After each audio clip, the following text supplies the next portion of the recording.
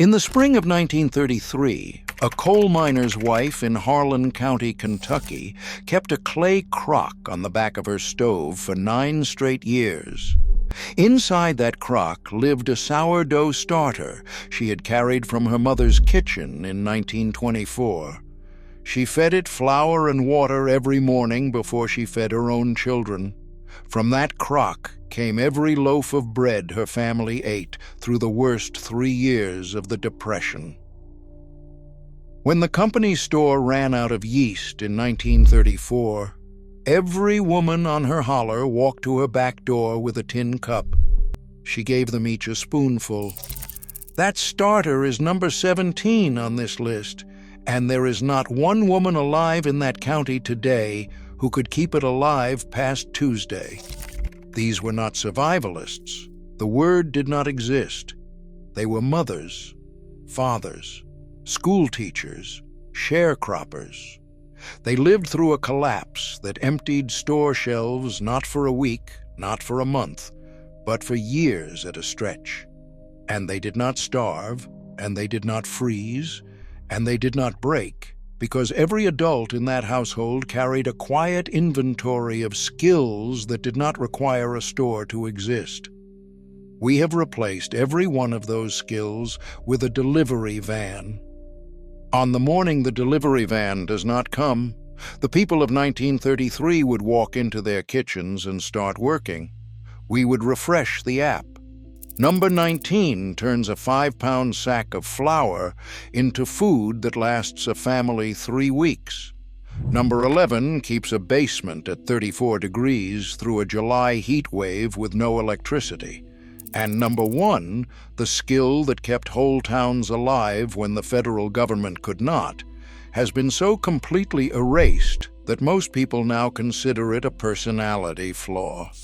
These 25 skills were not hobbies. They were a quiet kind of armor that a generation wore without noticing. Most did not know they had it on until the day it kept them standing. Hit that subscribe button. Let us count down the 25 lost Depression-era survival skills that become critical the moment store shelves go empty. Number 25. Keeping a sourdough starter alive on the back of the stove. Yeast disappeared from store shelves in 1932 and stayed gone in some counties for 2 years. She kept a starter alive instead. You took flour, water, and time.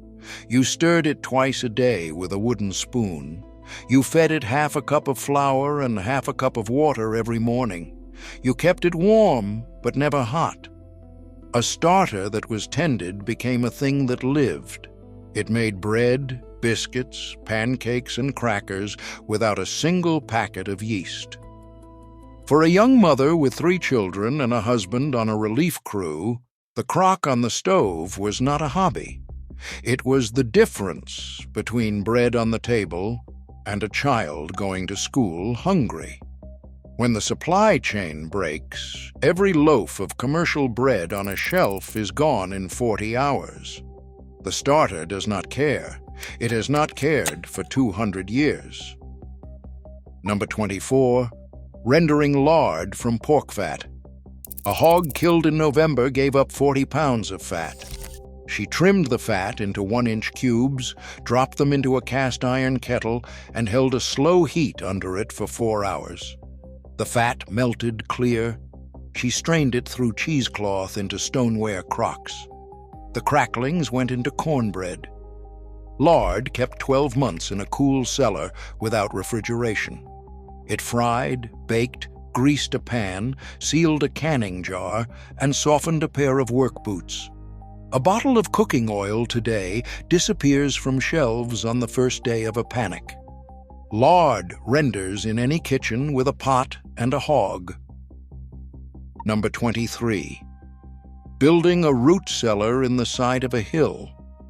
A hole dug 6 feet into a north-facing slope held food at 36 degrees through July.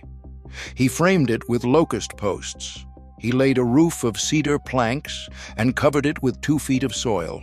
Inside, on wooden slats, sat 50 pounds of potatoes, 30 pounds of carrots packed in damp sand, 20 cabbages wrapped in newspaper, and 100 mason jars of canned everything.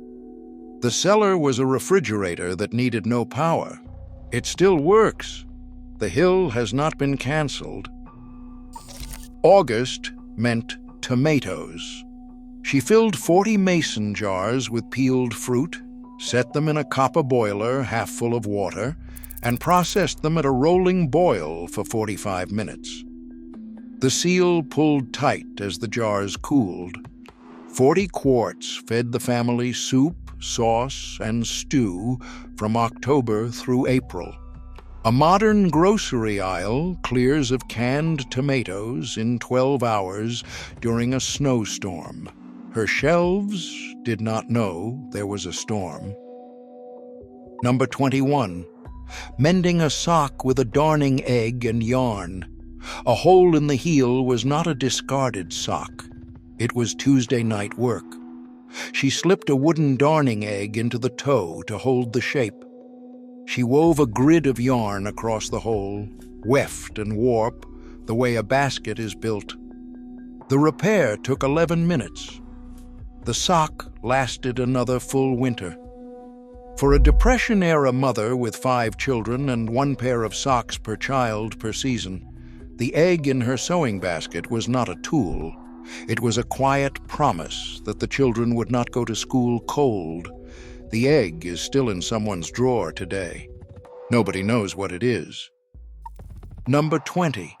Making soap from kitchen grease and wood ash. She poured rainwater slowly through a barrel packed with hardwood ash.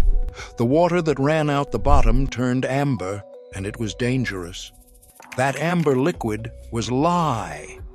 She combined the lye with rendered grease over a low fire and stirred for 40 minutes until the mixture traced a ribbon on the surface.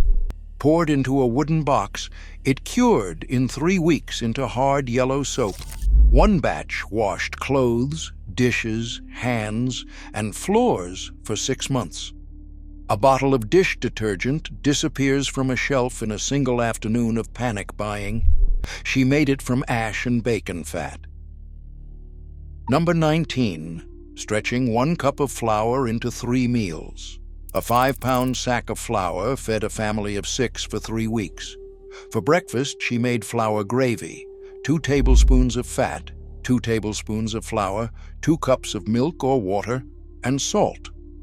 For lunch, she made dumplings, dropped into broth made from a single chicken bone. For supper, she made hardtack, made from flour, water, and salt, baked twice so it would keep for a month in a tin. 3 meals from a handful of flour and the willingness to think before cooking. When the bread aisle empties, the flour aisle empties an hour later. She did not need either. She needed knowledge. Here is something the supply chain reports do not advertise. The average American grocery store carries 3 days of food on its shelves. 3 days. The store does not have a back warehouse full of reserves. It has a truck schedule. A typical urban household keeps another 3 to 5 days of food at home. That is 6 to 8 days total between a family and an empty pantry. In 1933, the average rural household kept 8 to 12 months of food in its own cellar, smokehouse, and root storage. The federal government in 1942 surveyed Appalachian farms and found families operating on stored food for 10 months of the year without a single grocery purchase. We did not become more efficient. We outsourced our pantry to a fleet of diesel trucks. The first time those trucks do not roll, the gap between the 1933 household and the 2024 household is measured not in convenience. It is measured in days until hunger. Number 18. Splitting 1 match into 4. A box of matches was a luxury. He took a single wooden match and split it lengthwise with a razor blade into halves, then quarters. Each quarter still struck a flame on the side of the box. 1 match became 4. A box of 50 became a box of 200. For a sharecropper feeding a stove that lit the only warm room in the house, a single match was the difference between hot coffee in the morning and a cold kitchen at 5 in the morning. He counted them. His wife counted them. The children watched and learned to count them too. When the lighters disappear from the shelf, the man who can split a match still has fire. Number 17. Keeping a sourdough mother for the neighborhood. She carried it from her mother's kitchen in 1924. She fed it every day for 9 years. When the company store ran out of yeast in 1934, she gave a spoonful to every woman on her holler. Each spoonful became another crock on another stove. One starter fed 100 kitchens. That is what a community looked like when nothing was for sale. The starter cost nothing. The trust cost everything. Number 16. Patching a roof with tar paper and a tin can. A leak in the kitchen ceiling did not call a roofer. He climbed a ladder with a square of 15-pound tar paper, a handful of roofing nails, and a tin of tar warmed on the stove. He pulled back the broken shingle with a flat bar, slid the tar paper underneath, nailed it down, and sealed the edge with tar. The patch lasted 12 years. A roofing contractor in a regional supply outage cannot get materials for 6 weeks. The tar can sat on his bench for a decade. Number 15. Drying apples on a string above the stove. She peeled and cored a bushel of apples in October, sliced them into thin rings, and threaded them onto cotton string. The strings hung from the kitchen ceiling above the wood stove for 2 weeks. The dried rings went into a cloth sack and lived on a shelf for a year. They went into pies, into oatmeal, and into a child's pocket on the walk to school. A grocery store loses its dried fruit aisle in a single morning of panic. The string and the apples did not need the store. Number 14. Foraging the 12 plants within sight of the back door. Every adult in 1933 could walk 100 feet from the porch and find food. Dandelion greens, lamb's quarters, plantain leaves, wild onion, chickweed, purslane, wood sorrel, nettles, blanched, cattail roots, acorns, leached of tannin, black walnuts, pokeweed shoots, boiled twice. 12 foods. Free. Every child knew them. They called it the yard. Number 13. Pressure canning meat without a pressure canner. Wild game in November did not go to a freezer. Freezers did not exist on most farms. She cubed the meat raw, packed it cold into sterilized mason jars, set the lids loose, and lowered the jars into a copper boiler of cold water. She raised the heat slowly over 4 hours and held it at a hard boil for 3 more hours. The jars sealed in a vacuum that stayed safe on a shelf for 2 years. A modern freezer goes warm in 18 hours when the grid fails. The mason jars on the shelf do not know the grid exists. There is a woman in eastern Tennessee right now. She is 91 years old. She still keeps a sourdough starter on the back of her stove that her grandmother started in 1908. She still cans peaches every August. She still darns the socks her late husband left behind, even though there is no one to wear them, because her hands do not know how to stop. She has tried to teach her granddaughter. The granddaughter lives in Atlanta and orders groceries on her phone. She visits at Thanksgiving. When that woman dies, 117 years of unbroken hand-to-hand knowledge ends in one afternoon. There are roughly 800,000 Americans left who lived through the Depression as children old enough to remember. Half will be gone in 5 years. The rest will be gone in 12. Nobody is writing it down fast enough. Nobody can. The knowledge does not live in books. It lives in hands. And hands die. Number 12. Fermenting cabbage into sauerkraut in a stoneware crock. A head of cabbage, shredded fine, salted, and pressed under a wooden weight, became sauerkraut in 3 weeks. She kept the crock in the cellar at 50 degrees.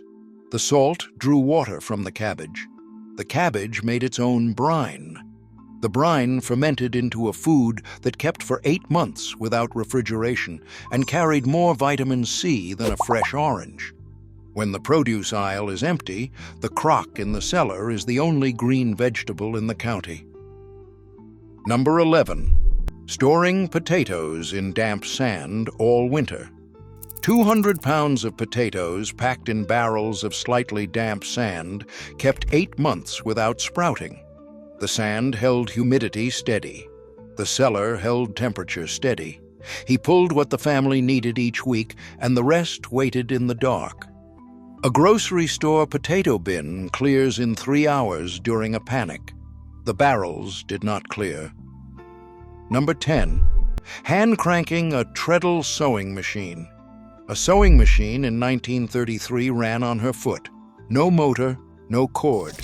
She mended a torn shirt in 8 minutes, hemmed a flour sack into a dress in an afternoon, and patched her husband's overalls every Saturday.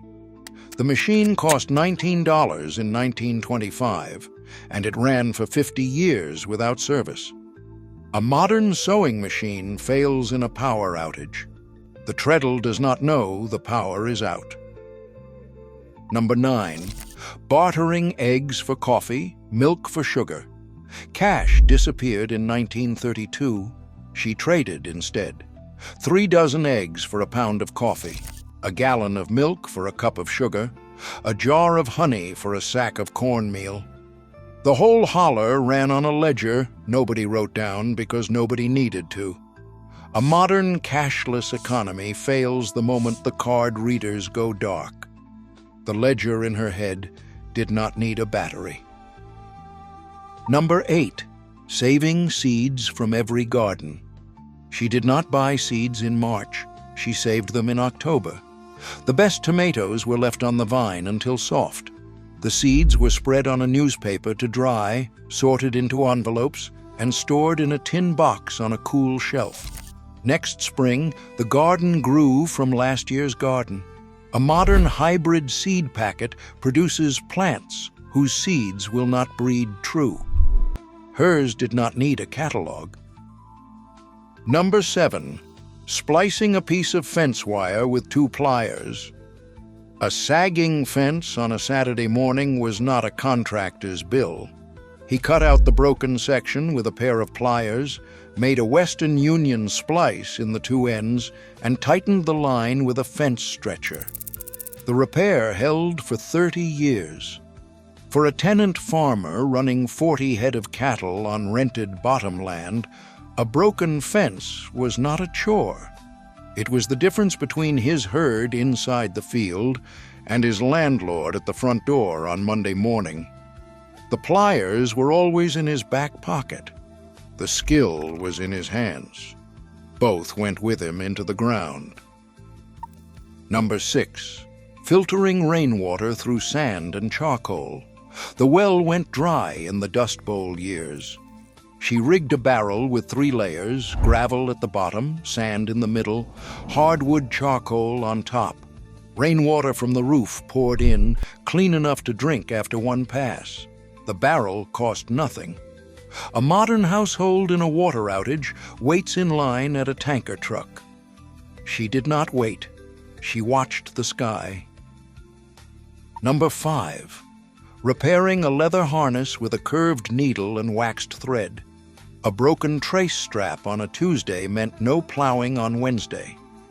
He laid the broken leather flat, punched holes with an awl, and stitched the strap together with a saddler's curved needle and linen thread waxed with beeswax.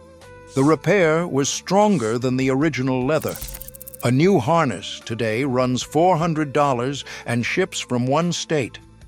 The needle was in his pocket. The wax was on his bench. Number 4. Rotating 8 tin cans of kerosene through 1 winter. A winter without electricity meant kerosene. He kept 8 5-gallon cans in the woodshed, dated in pencil. He rotated the oldest into the lamps and the stove first. 40 gallons lit a house and warmed a kitchen for 5 months. For a farmer in southern Indiana whose nearest filling station was 11 miles by a road that washed out every March, those 8 cans were not a stockpile. They were a calendar. He knew which can lit which month, and he refilled in October the way other men paid taxes. A modern household burns through a gas generator in 3 days during an outage. His cans waited in the shed for 40 years. Number 3. Knowing exactly how much you needed for the winter. She did not guess. She counted. 20 quarts of green beans for each child. 40 quarts of tomatoes for the family. 200 pounds of potatoes. 50 pounds of dried beans. 20 pounds of salt. The list lived on a yellow pad in a kitchen drawer, and it had been the same list for 30 years. A modern family does not know how much food is in its own pantry. She knew in pounds. Number 2, stretching a single chicken into 7 meals. A hen on Sunday became Sunday dinner. The bones became broth on Monday. The broth became soup on Tuesday with vegetables. The soup became stew on Wednesday with dumplings. The stew thinned into broth again on Thursday with rice. The rice became fried rice on Friday with the last scraps of meat. Saturday was meatless beans cooked in chicken fat saved from Sunday. 1 bird, 7 nights. A modern household throws out a chicken carcass an hour after dinner. Number 1. Knowing every neighbor on the road by name. The simplest skill on this list, the one most thoroughly forgotten. She knew every family for 2 miles in either direction. She knew which family had a milk cow and which family had laying hens. She knew who had a sick child and who had a husband out of work. She knew who could be trusted with a pound of butter and who would pay it back in eggs. When the store shelves emptied in 1932, that holler did not starve. They fed each other, not from charity, but from a network of small daily debts and favors that had been keeping them alive long before the crash. The skill is free. It cannot be bought. It has been almost completely erased by a culture that hands every person a screen and tells them they do not need anyone. In 1933, a woman walked next door. She asked for what she needed. She gave back what she had, and that was the entire system.